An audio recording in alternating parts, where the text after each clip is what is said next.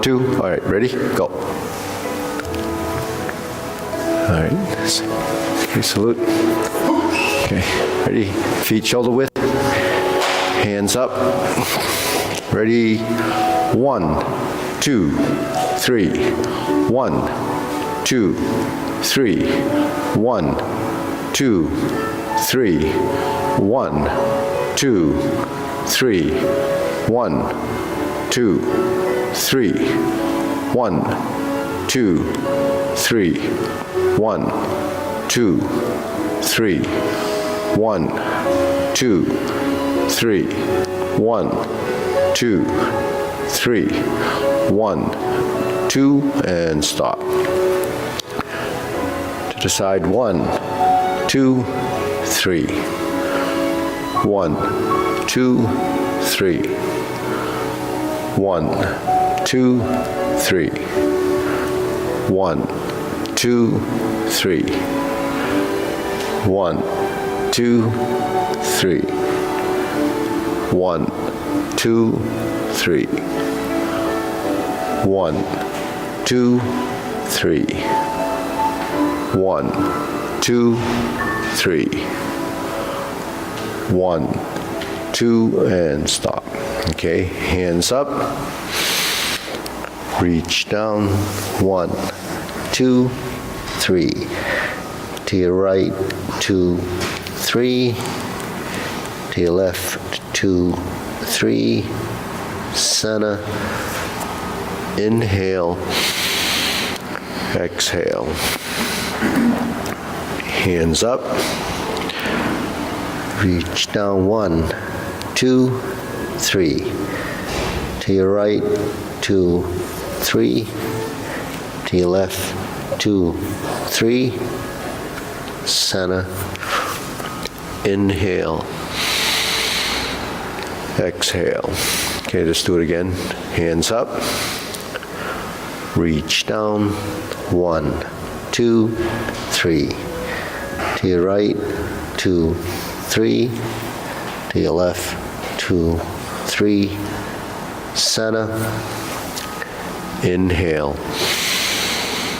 Exhale. Okay, hands in the waist.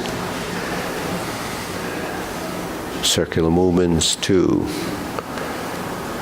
3, 4, 5, 6, 7, 8, 9, 10, 1, 2. Reverse. 1, 2, 3, 4, 5, 6, 7, 8, 9, 10, 1, 2. Center cross, knees, circular movements, 1, 2, 3, 4, 5, 6, 7, 8, 9, 10, 1, 2. Reverse. 1, 2, 3, 4, 5, 6, 7, 8, 9, 10, 1, 2. Center. Hands on your waist. Turning. Neck turning. 1, 2, 3, 4, 5, 6, 7, 8, 9, 10, 1, 2. Center. Back and forth. 1, 2, 3, 4, 5, 6, 7, 8, 9, 10. 1, 2. Center, tilt to the side. 1, 2, 3, 4, 5, 6, 7, 8, 9, 10. 1, 2. Center down. Circle movements. 1, 2, 3. Reverse. 1, 2, 3. Center, hands up. Inhale. Exhale. Inhale. Exhale. Inhale.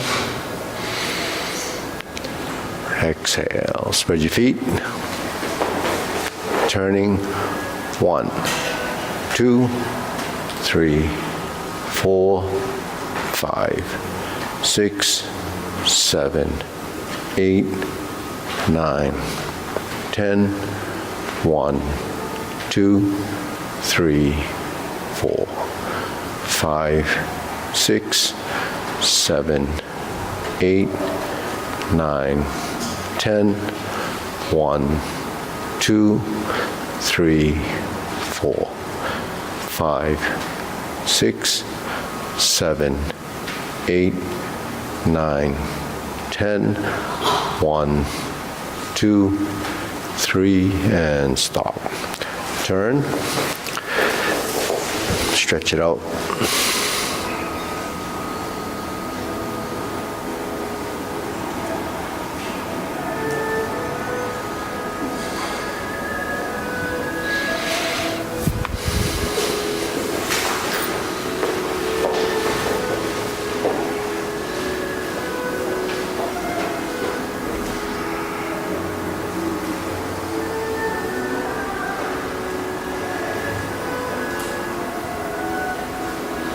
Switch.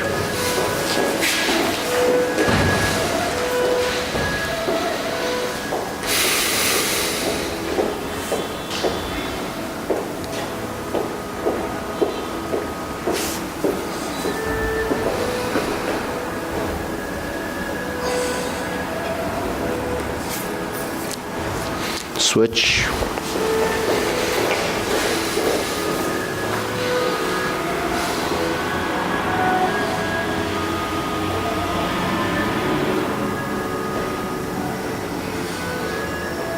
Switch, straighten the front knee.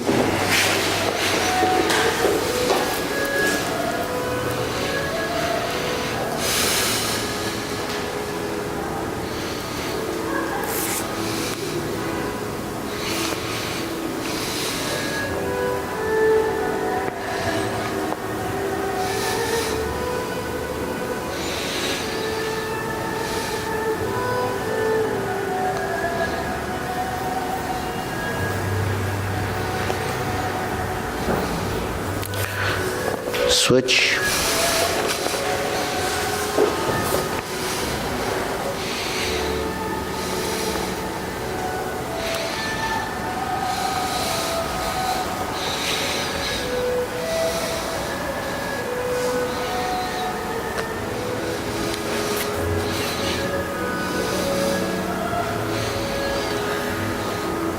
Switch.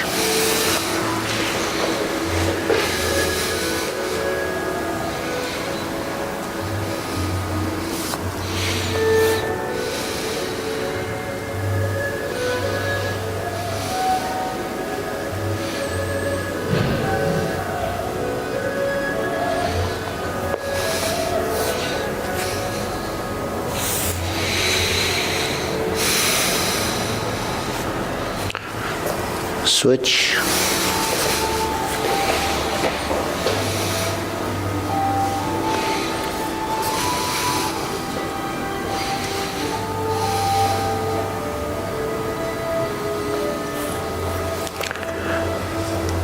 Center.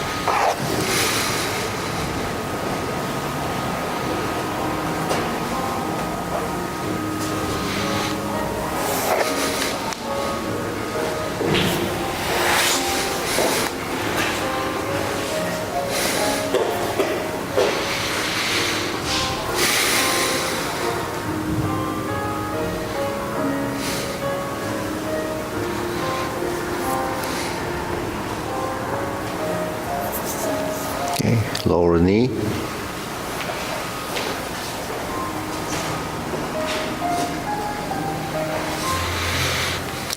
Switch.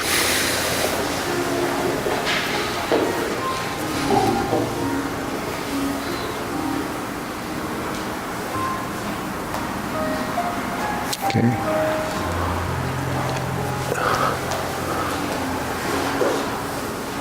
Okay.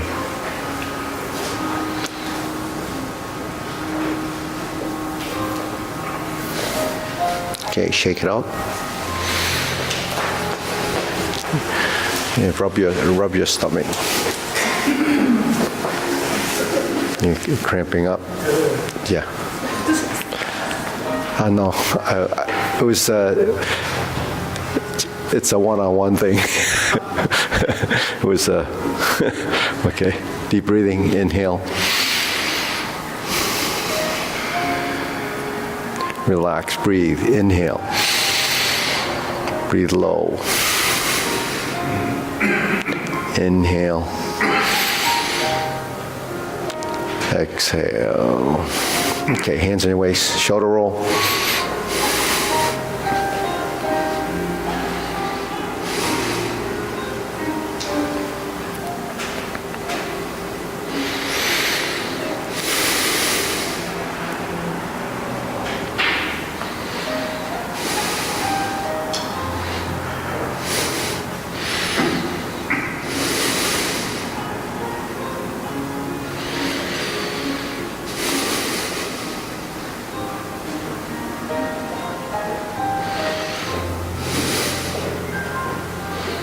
Reverse.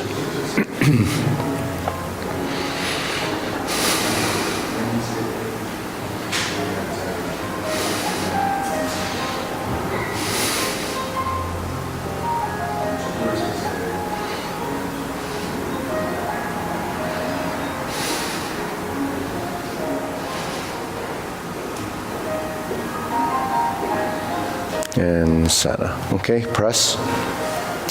Release. Exhale, inhale.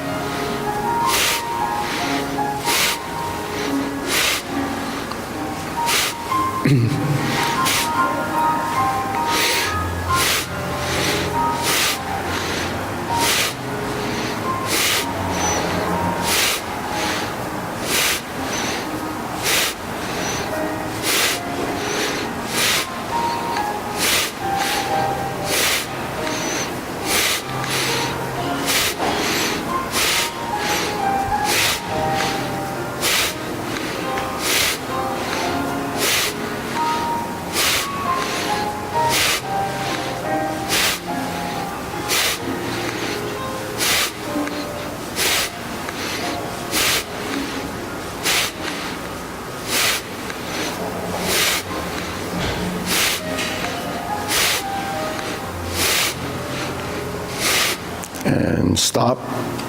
Deep breathing, inhale. Exhale. Inhale. Exhale. Inhale. Exhale. Okay, wrists.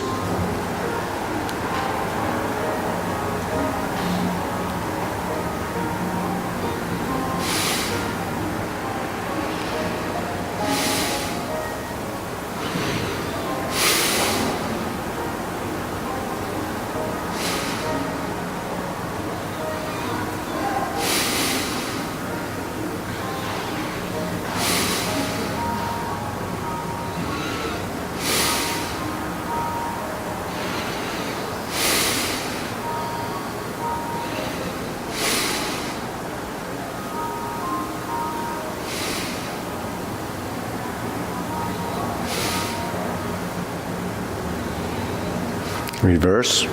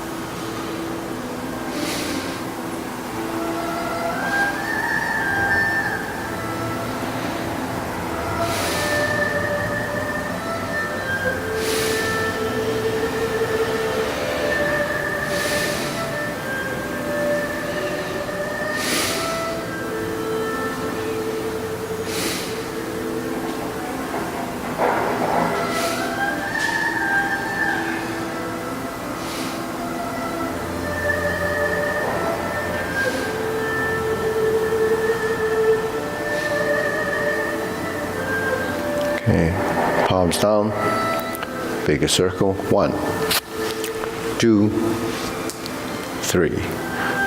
1, 2, 3. 1, 2, 3. 1, 2, 3. 1, 2, 3. 1, 2, 3. 1, 2, 3. 1, 2, 3. 1, 2, 3. 1, 2, 3. 1, 2, 3. 1, 2, and stop. Okay, shake it out. Side to sides.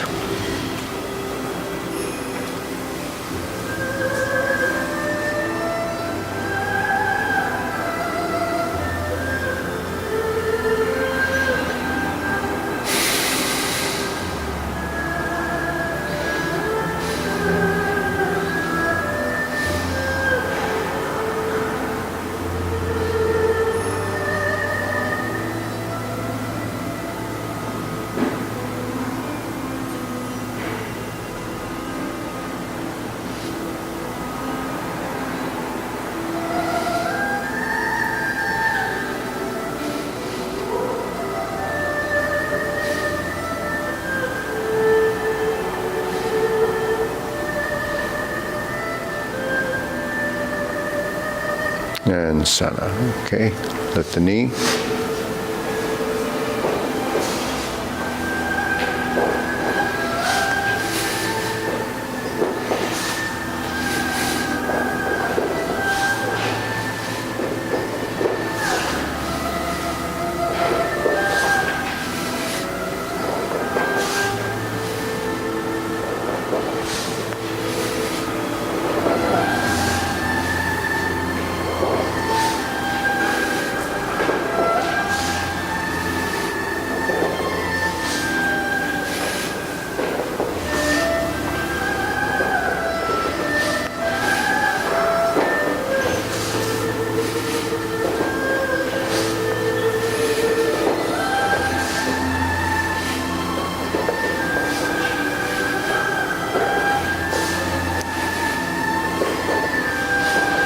And center. Okay, insert the needle.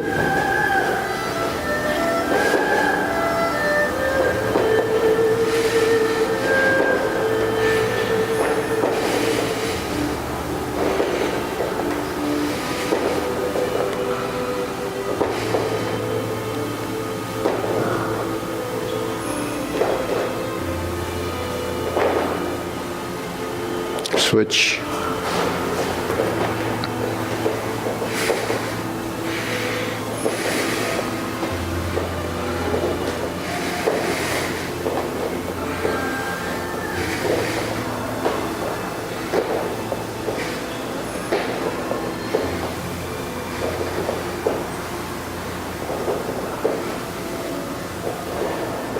And center. Okay. Leg swing.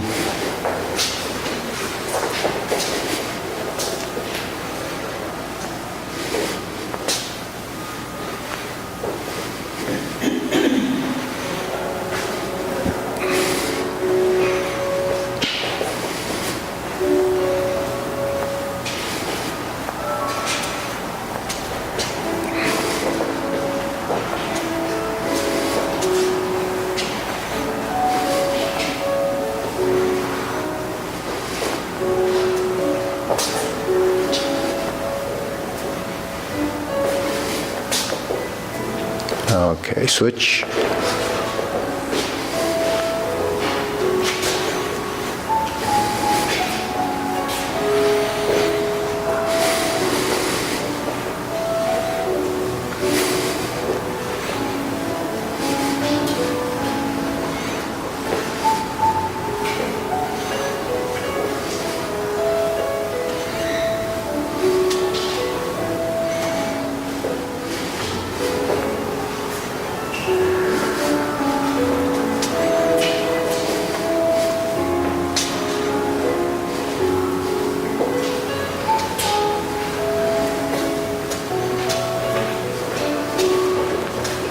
and center. Okay, side to side.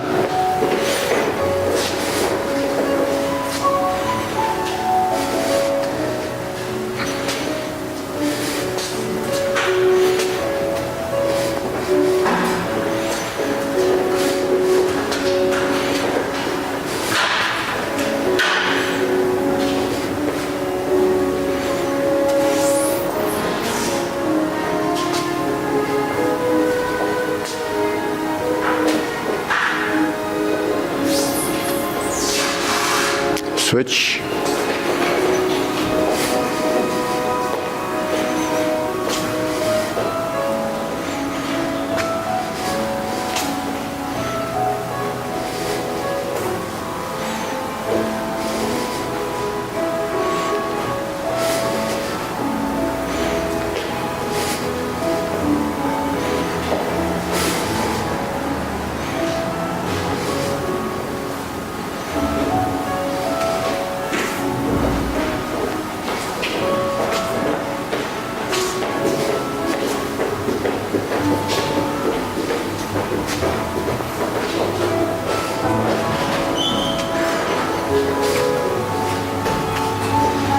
Oops. Phew. Nice catch. Okay. Okay. Inhale. Must be the Tai Chi.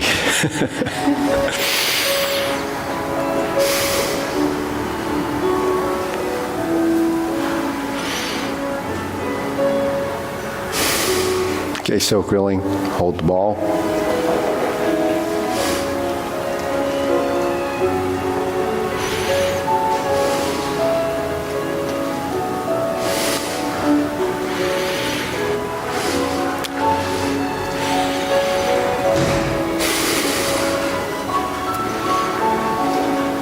Try to relax the hips.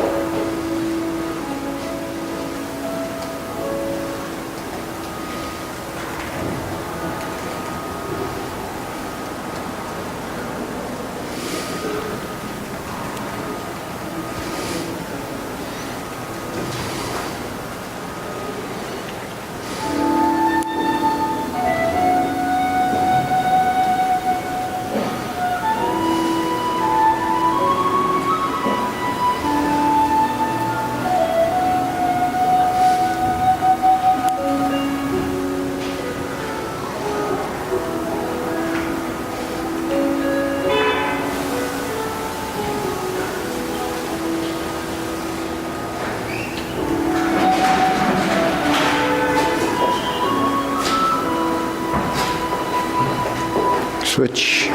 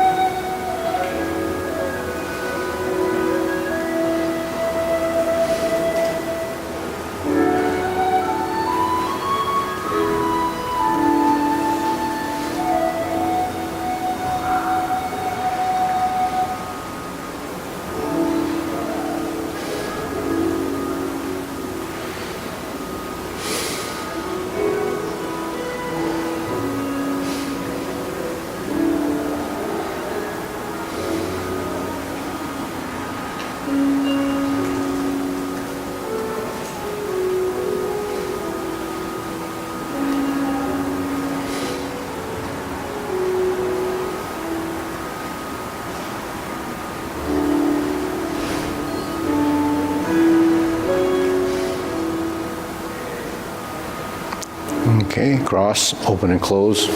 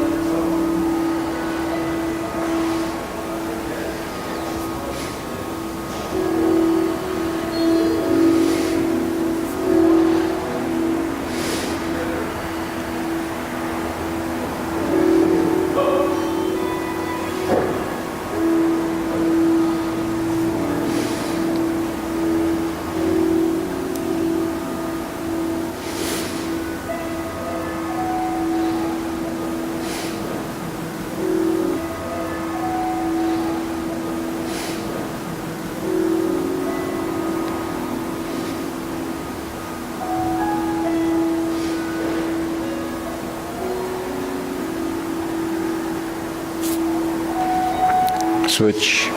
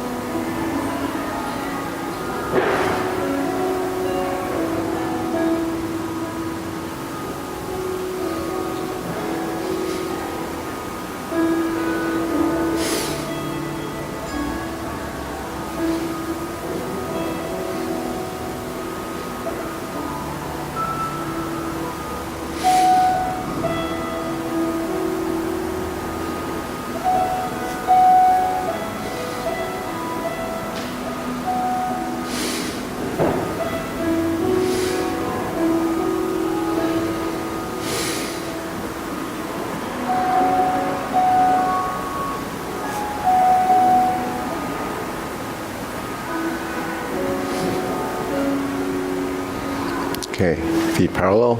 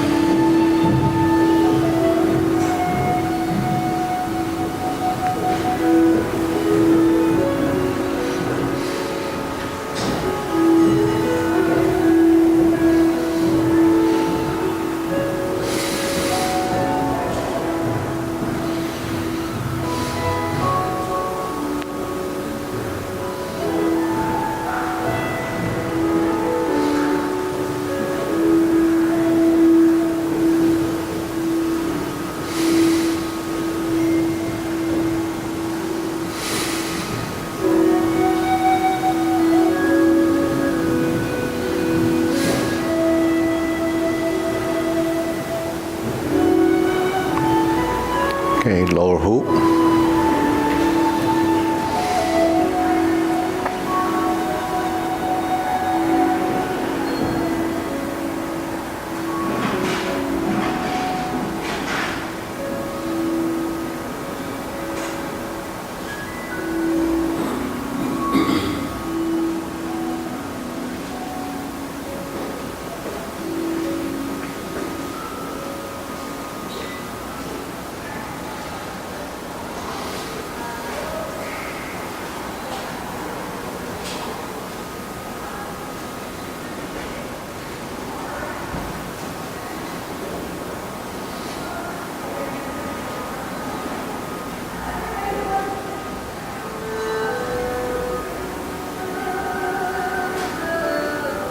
shoulder height.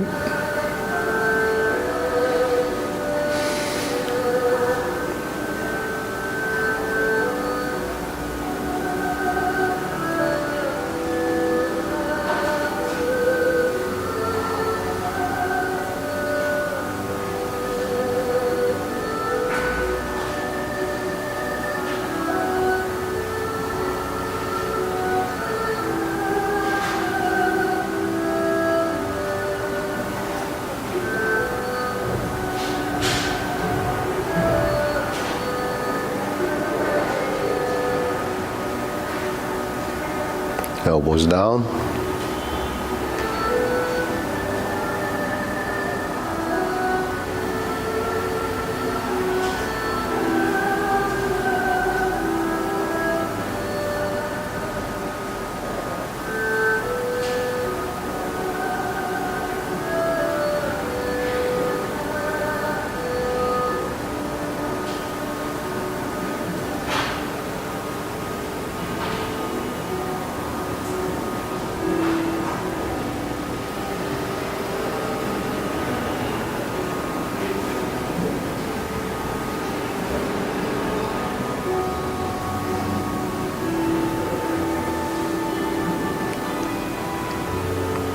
Okay, palms down.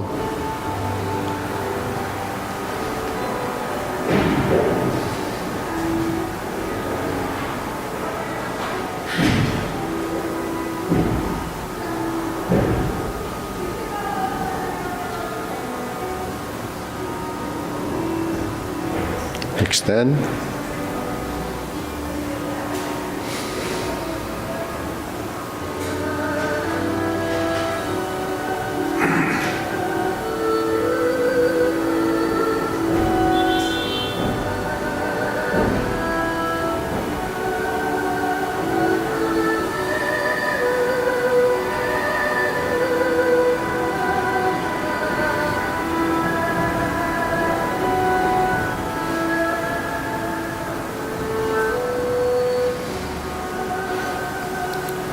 Deep breathing, inhale,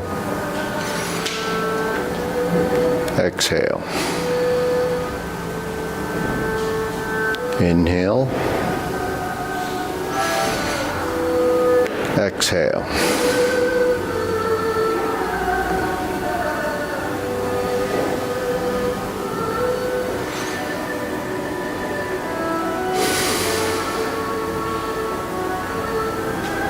Okay, diagonal flying.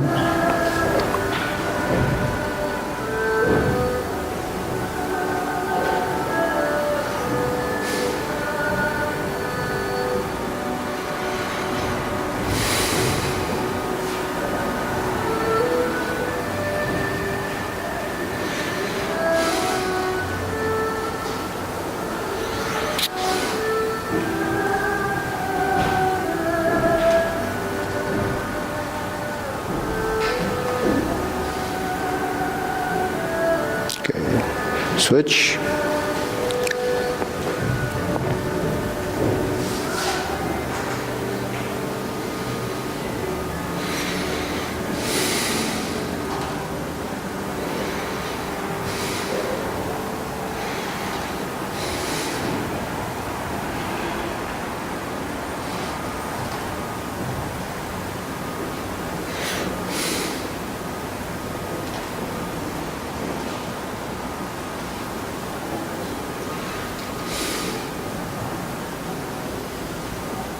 And center. Okay, cloud hands.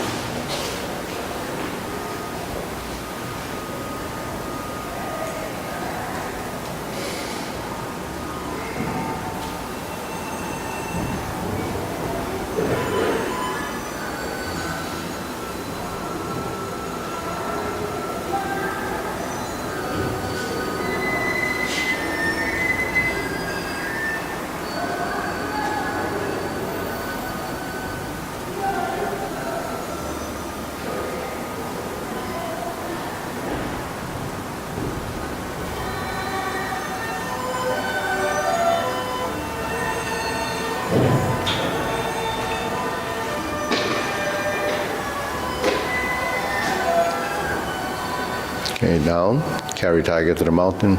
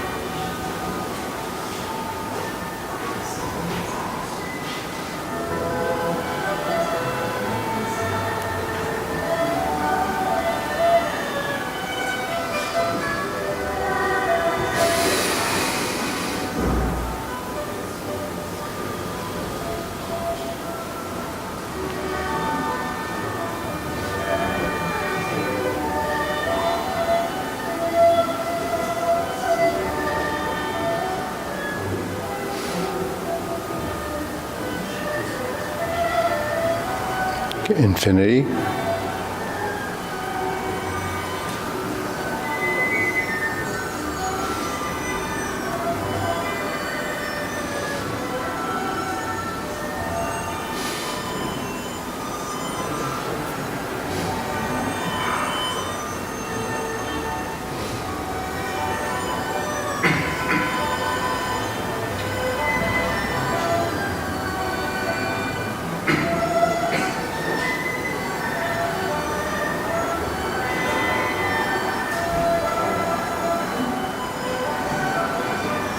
Form the fists.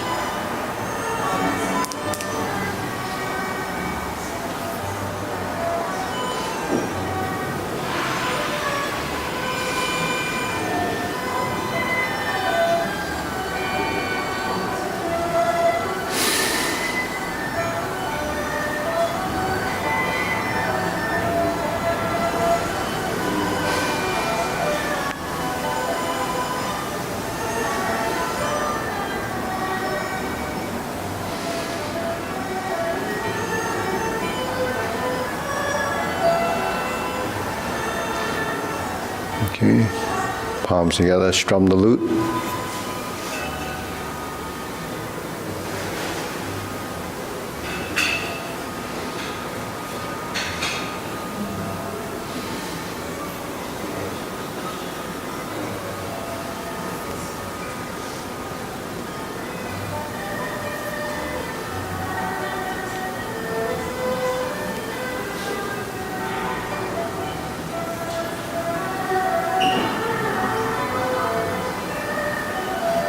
Turn, draw the bow.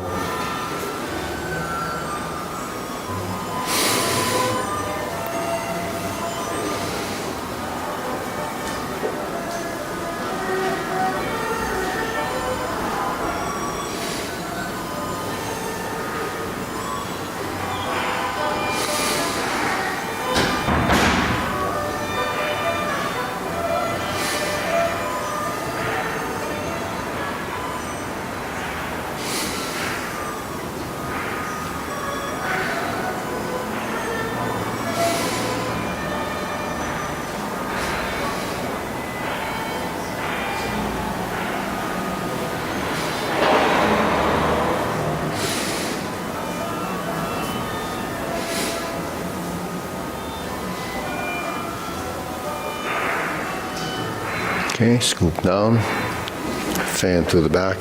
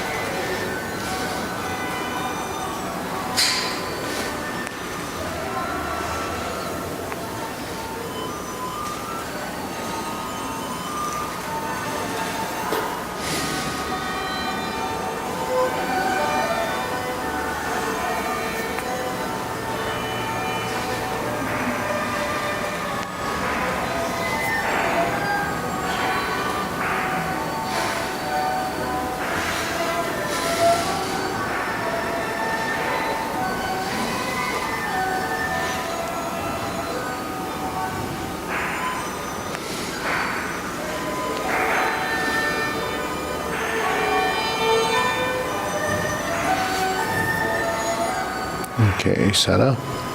Raise the hand.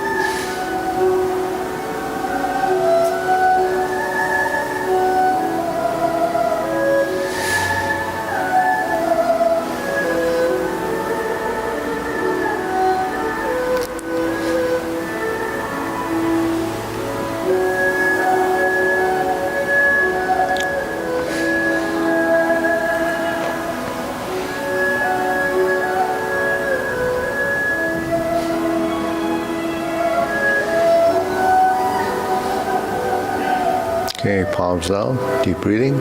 Inhale.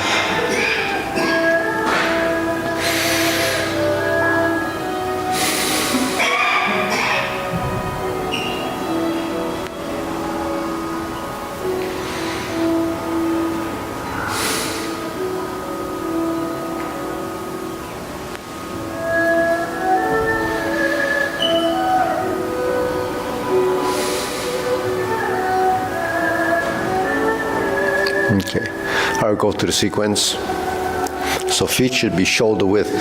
Remember how to establish a shoulder width stance? So we set up our feet 90 degrees, and then you pivot on the balls of your feet. That's 90, that's shoulder width, all right? So don't stand with your feet flaring out like this. Your hips, your thighs, when they turn, they twist. And you kick your heel out, it twists inward and outwards. So if you're standing like this, then your thighs are turned outward. So where do you go from there? You can go into the 45-degree corners. But we should only be in that stance when we're passing through, depending on, that's a transitional footwork. So the term hand, eye, body, waist, and stance. Have ever heard of those 5 terms? Hand, eye, body, waist, and stance. Eyes, hands, hand-eye coordination. Body is your torso, your legs, and your arms, creating postures. That's the body. And then the waist is your torso from, say, your solar plex down to your navel area. That's you considered your waist. So that includes your ribs and this area of not just where your belt is. Everyone thinks their waist is where the belt is, and it's based on the size, but it's really this. And when you refer to the waist, it also includes the back, right? The lower back, lower lumbar. Then you have an upper back area. So these are all the parts of our body that we eventually become aware of, conscious of, and then try to control, the aspects of those movements that are created when we manipulate our skeletal structure. So manipulating skeletal structure is a control factor. So if our feet should be parallel, then you have to control your lower half, which is your legs. So hand, eye, body, waist, and stance. Stance is the last part of that. So stance includes postures, transitions, stances are the postures.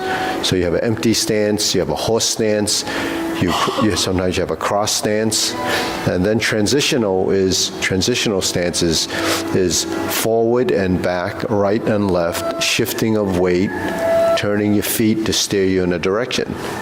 So these are all, components that we have to control. And part of that control becomes synchronization. So the hands, the feet, the knees, the elbows, shoulders, and the hips have a relationship. And that relationship is tied through your torso because your appendages are attached to this piece here.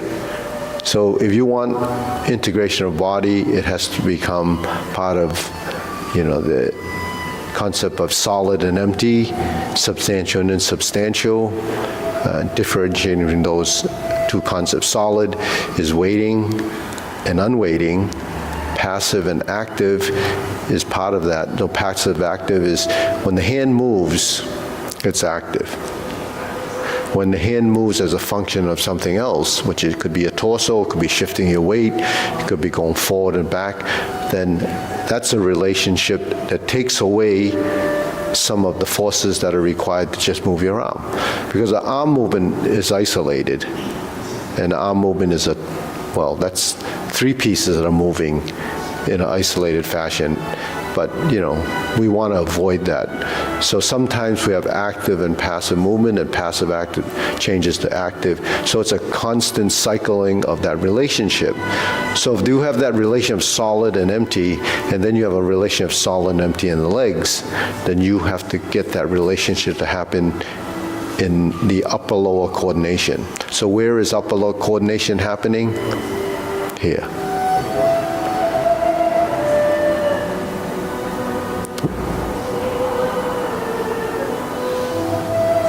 So these two circles are very important fundamentals, because along with the things I just mentioned, you have reference points. The reference point is in front of the eyes. It passes about forehead height. The lower part of that is the hip. If you flex your hand, it's still where the wrist is to the hip. The width of the movement is shoulder width. The extent of the shoulder width is 45 degrees. So if you look at my hands, you look at my arms, there's 45 degrees, 45 degrees, right? You bring your hands together, that's your midline, that's center line. So if you have 45 degree plus your midline, that's your neutral position. And depending on how long your arms go out and how much they shrink and maintain that center line determines how much your wrist flexes. So you can't have your wrist like this when you're in this position. It's slightly bent. So that slightly bent position and the straight position and the hook position becomes part of, the balance in motion. The straight line is the neutral. The flexing in the two directions, the opposing directional forces. You have it in the hook wrist, you have it in the push. When you push, your wrist flexes.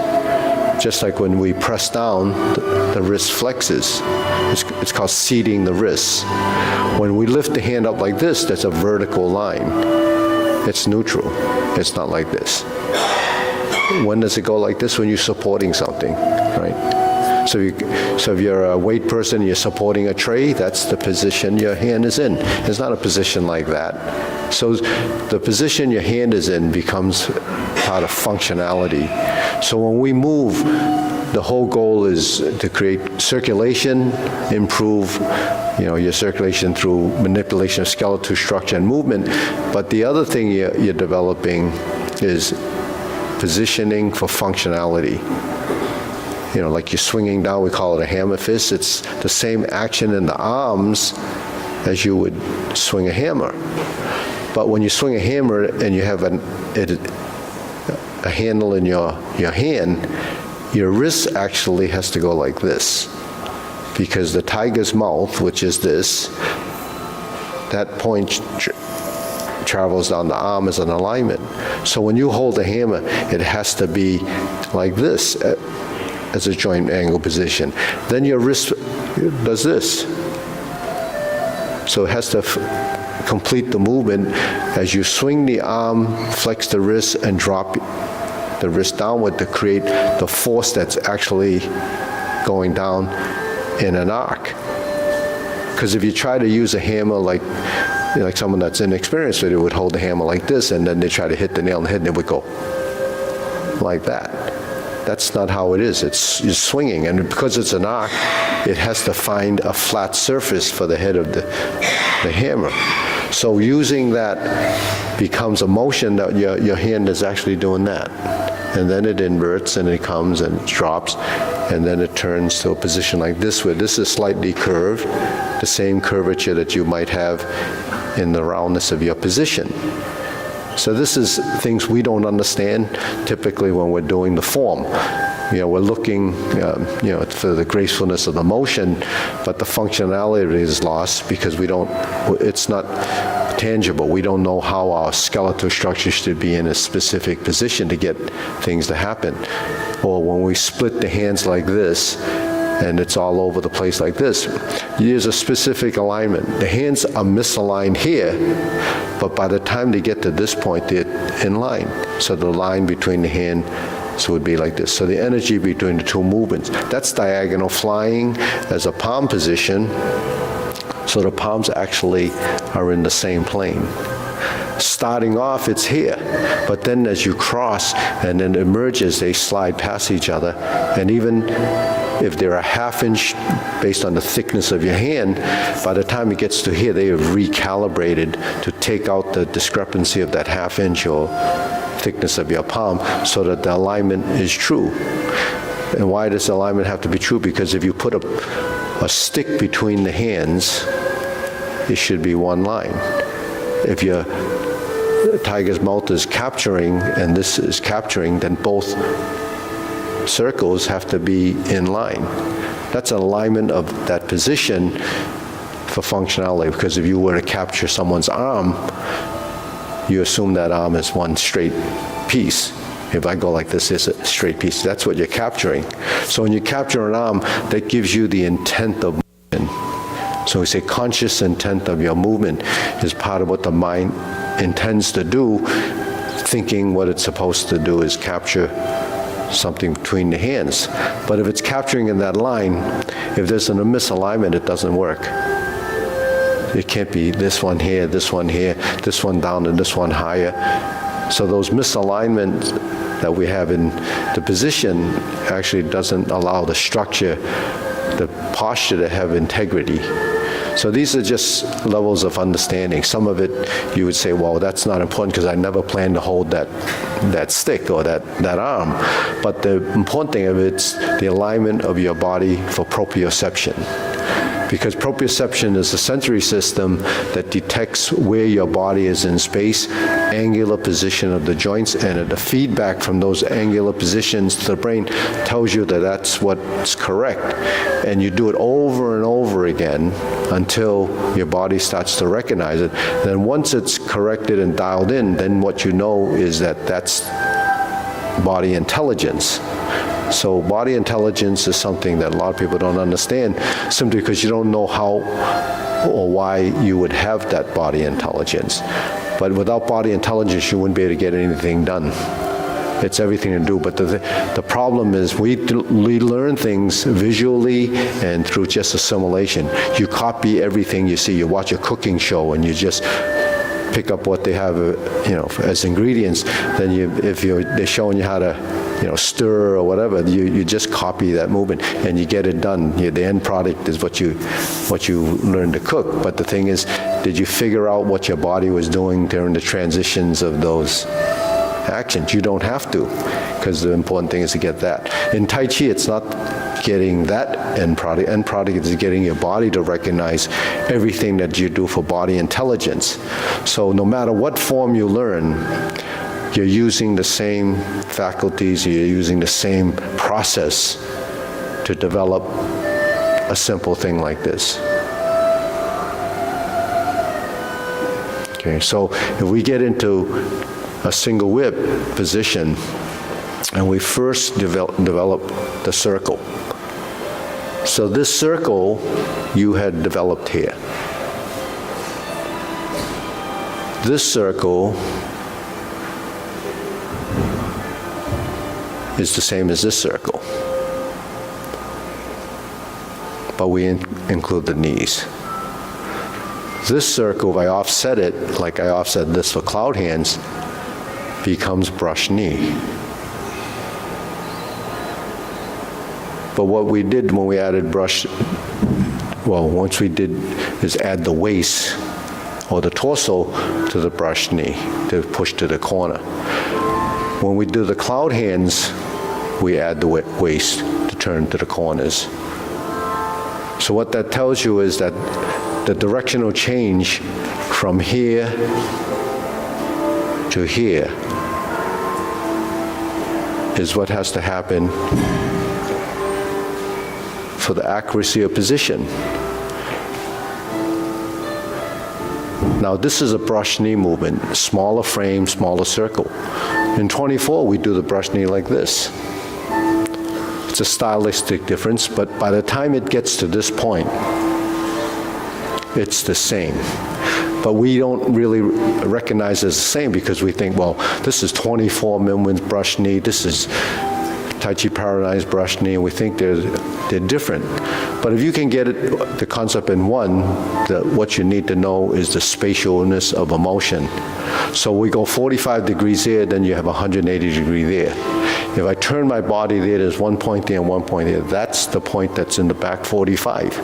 So I fold my elbow here, go to the ear, and push out.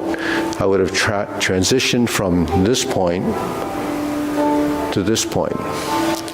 So what does that tell you? It tells you that when my torso turns like this, there's a naturalness of position that turns in the 45 line.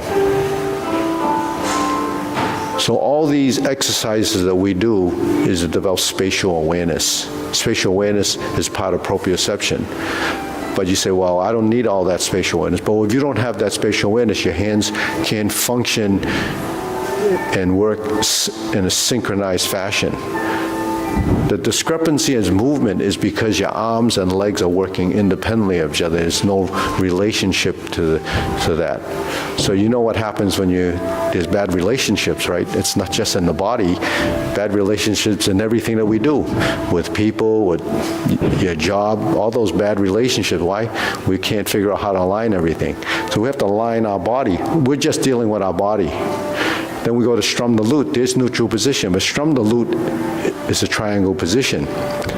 But we slant down as we turn the body like this, right? So the torso being 45 degrees, and the torso being 45 degrees is what we try to achieve. Where do we get that from? We get that from here, and here, and here, right? We have a hoop position like this that we get into all the time, and we go forward like this, that's press. When we step up like this, there's lower hoop, at least one side. When we raise the hand and we turn like this, we have our upper hoop, and we have this, which is a press. That's here in preparation. It's here when we stand on one leg. So these are combinations of all the little things that we're learning. The 45-degree memory of that position becomes turning 45 degrees and pushing. Now, if you turn and you go like this, then everything gets distorted. So how do you get those 45-degree directions and the parallel lines and the center line is muscle memory. So the memory that we have that we think is so great is only here, because all throughout life, all you do is take in information and you regurgitate it, it's in your head. But we do that either sitting down or lying down or wherever. Your body's not really involved other than, the thinking process. But then when we learn this, that information has to be directing the body. Now the body has to listen to you and then tell you that it's doing what you want it to do. That's feedback. So if you get that information coming back and it becomes what you're telling it to do over time, then the movements become corrected. It becomes in your body, so that's muscle memory, sequential memory, because your body now becomes wired for that. It's a different memory that we think is the same. So when someone first starts this, they say, oh, I can't remember it. Then you learn a few movements, and then I ask you if you memorize it, you can't. You say, well, let me see. Then you start to do it. And if you do it, then you say, well, where's it coming from? Is it coming from this memory or this memory? It's coming from this memory, the one that you use to learn motor skill and things that you do throughout life. When you pick up a cup and put it to your mouth, do you know exactly what had happened to do that? No, you just do it. Because that's what muscle memory is. That's what events are. We have stored all these events from movements, but that movement isn't really angled positions, finding center line, because that's not how you learned it. But if you learn this, and you learn your center line, that's the same process as this. Fold your elbow, put it to you, and you're guaranteed to make it into the mouth. But then we have, sensitivity, otherwise we'd crash into our face and so forth. So all these things are happening simply because, we've done it for so long. But when we go like this, It seems like we don't know where it is. The hands are like this, sometimes the elbows are out. It's all over the place. But actually, it's only that. So when you get to this, how do you get into this? This is your position, your final position. I could get there doing this. I could do it from here. I could do it from here. I could do it from here. I could do it from there. So everything is targeting that point. That's what muscle memory is. So it doesn't really matter what form you're doing. It's whether you understand where the target positions are. It doesn't matter if you think, you know it. It's whether the body knows it or not. So when we do the warm-up exercise, you're standing like this, or you go like this and you're standing like this, and then you do warm-ups and you're like this. These are all discrepancy of posture. So what you have to do is fix all of that stuff. That's part of the learning curve, but it's also part of understanding. If you can't understand the concept of a vertical line or the vertical spine, then you're going to be distorted. You're going to be distorted. All these things happen as a misunderstanding of what you think you're supposed to be doing. So, anyways, let's go through the form and put all that stuff together, right? Preparation. Now you have another memory. Sequential memory.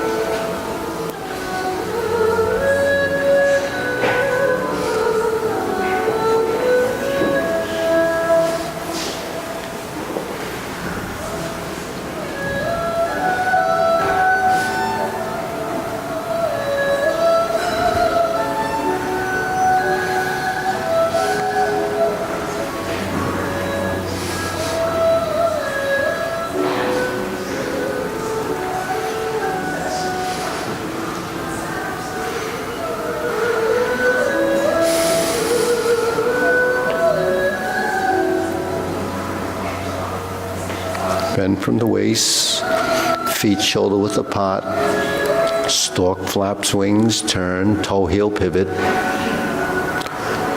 grasp the sparrow's tail.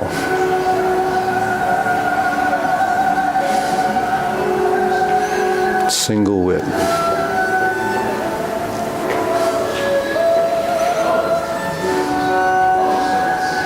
Hold the ball. Flip your hands over, diagonal flying. Sit back, stroke down, part the horse's mane.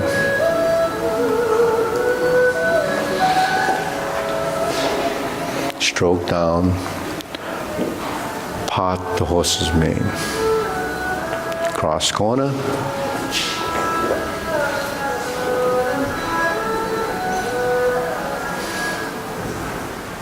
Cross corner.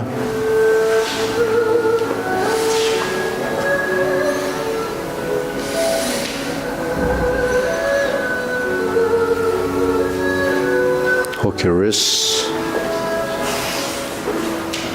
Cloud hands.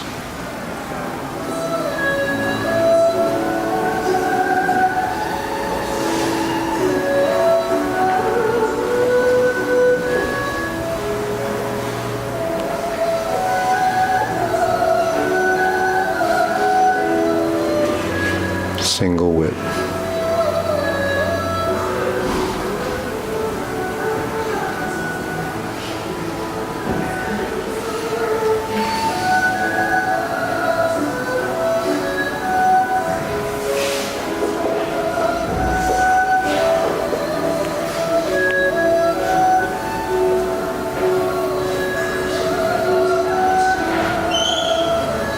Okay, deep breathing.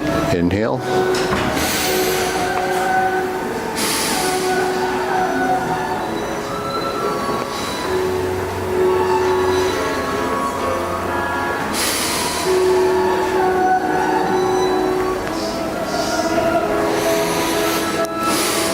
Okay, Paul. So we're in the single whip position. This is your target position, right? So we have to do this step. It's from the hook wrist position, and we're in this solid, hi Paul. So this is in the corner. So the first thing to do if you want to get into the corner is turn this foot to the corner, right? If I spin my hips or twist my hips, then my feet are going to be there, but they're misaligned. That's one position. That's another position, right? Bend my knees, that becomes solid on one side. That's the side that holds my weight. And I step out. Generally, when you step backwards, your toe goes down first. Then we have to open up the heel. But we don't shift the weight until we transition across. We don't transition across until we push off this leg and straighten until it goes that way. So that's standard procedure for any single way. But it's the same step that we use when we go to set up for cloud hands. So when we drop the hand and we shift the weight over to here and start to push off of this leg, there's the first movement in cloud hands. Then it becomes a toe heel. So the toe heel relationship becomes another coordination. One foot at a time, toe, heel, solid and empty. Hook your wrist, sink your elbow and knee. So when I sink my elbow and knee, the back leg is passive, open, stroke. The hand goes in, it goes across. So we supplement the in movement with the way the waist turns. So all we need to do is turn the waist. We move the hand until it gets to a point and you turn the waist. And then we reset the here. And then you flip the hands over, passing through solid and empty, vertical and horizontal. Then we have to move the foot, 1, 2, release the wrist or the shoulder, it crosses and here's your diagonal flying. Then we expand out this way. We step backwards as the hands go forward and the front foot straightens. Then we cross as we step out. Then we bring our elbows across when we shift, and then we get back to center, and then we're here. So you see, the hand movements are this.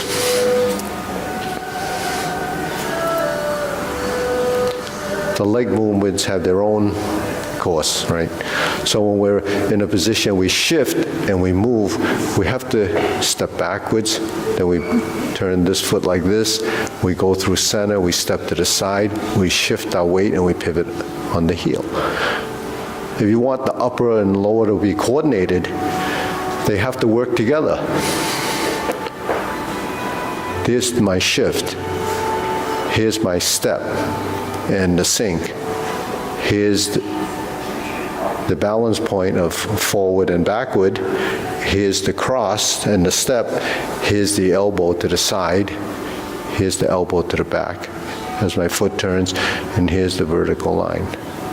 So what is that?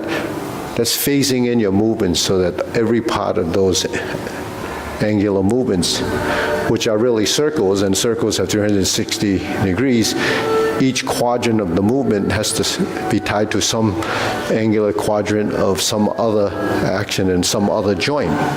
So it's thinking of it along those lines is complicated, but when we do it, it will just happen. The accuracy of that is if you look back at your movements, are your degrees correct? So you don't have to know them in the beginning.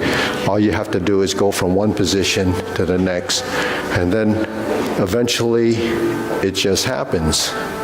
That's muscle memory, sequential memory, and refinement of your proprioceptive sensory system and your sequential part of that learning. So this is important. This is not good. That's double-weighted. So we don't understand those concepts, we won't begin to understand how to really move correctly in the Tai Chi motions, right? So when you see people on video doing forms, they say, wow, those are amazing, I want to learn that. They didn't start when they were 65 years old or 75 years old. They've been doing it for 20 or 30 years. That's the reason why they're out there showing you how you should be doing it. So don't look at that and say, well, you know, I'm going to learn that and it's going to happen tomorrow. You have to rewire your system from all the 65 years of habits that you've developed over the years and never did this. But it doesn't mean that you can't learn. It's just effort. But you know, it's sometimes misleading that you just learn a couple of movements and it just happens. We can't even do this in the beginning without getting confused, right? But all of that is what you learn day one. So the importance of this and this becomes this. So we see this as a triangle. We have to sit back and drop it like this, but we don't see the body form that should be like this. We don't see the hip that turned here, we don't see the leg that sunk here, and we don't see the emptiness of the front leg. Those are all concepts that make your Tai Chi, you know, what it's supposed to be. And that's really body control, and all of that is the most critical part of Tai Chi's learning is the struggle getting it to happen. But when you go through the process, your body will delete the excessiveness and find the position so it's relaxed. When we're in a position and we're pushing out, we don't want the shoulders to be like this. We have to relax the shoulders. The hands, we have the hu. That's muscle memory, but the curvature of the arm, the angular position of the wrists and the elbow all become key factors of a position.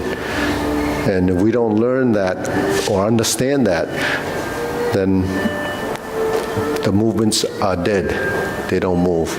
So when we go into, say, just hold the ball,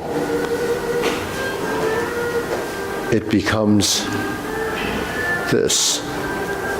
You have to stroke across and fill the space. That's your structural integrity. When you go across like this, it's like this.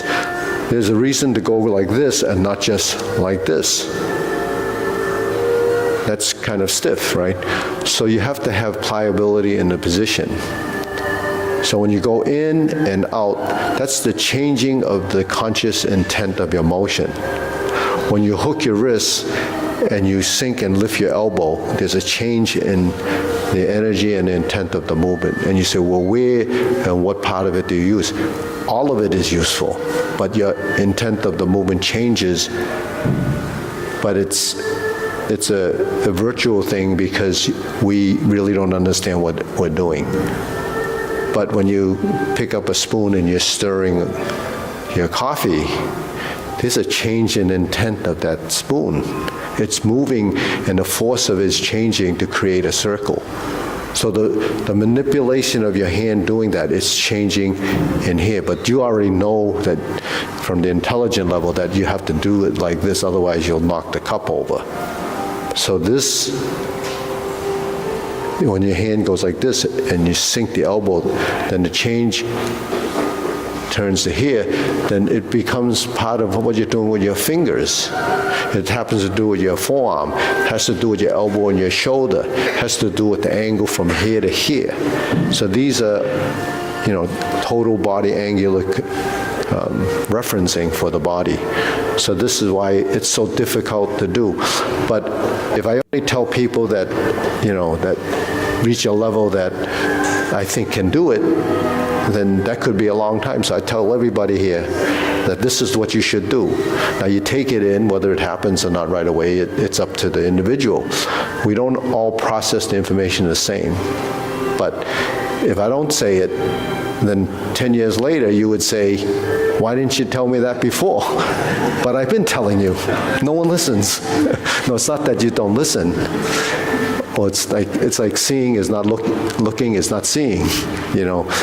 It's just not interpreted correctly. That's all. So I just try to let you know that because, people get confused. Why we learn so many different forms of this and that? It's just it's for fun, sort of. But then, if you want to really learn something and then learn other things, you have to at least learn one thing very well. You can't jump all over the place, and then you have to focus on one. The rest of it is kind of filling in just the time that's required to get through it. Like all these kids that learn Kung Fu, why they learn 10 forms?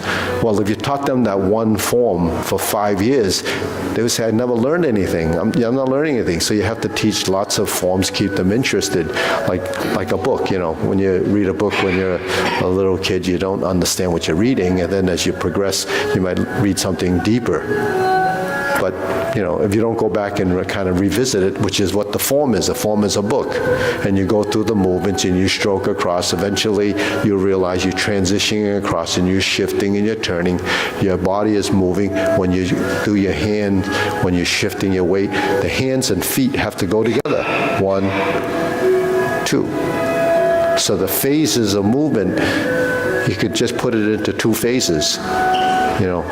One hand here, and then it's here. One hand here, then it's here. So partially it's active and passive.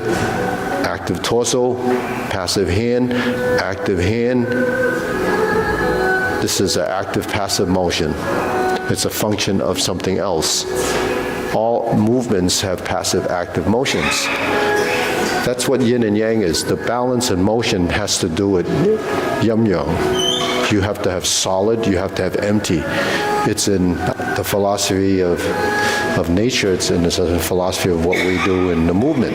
So the movement covers all of this. That's all we have to, yin and yang is in everything. Internally, breathing, inhalation, exhalation, movement, and the relationship of that breath is all tied together. So that's sort of the depth of Tai Chi, right? Do you have a question? If you told new students this, that you're running. If I told new students this to be running? Running. Oh. So it's so complicated. Yeah. So it's a good thing you have some secrets. Well, I've been telling new students this, and they haven't, hopefully they haven't left yet. Well, maybe that's why. Okay.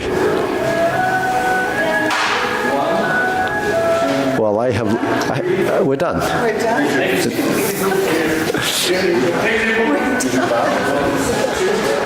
thought we were going to do the long form.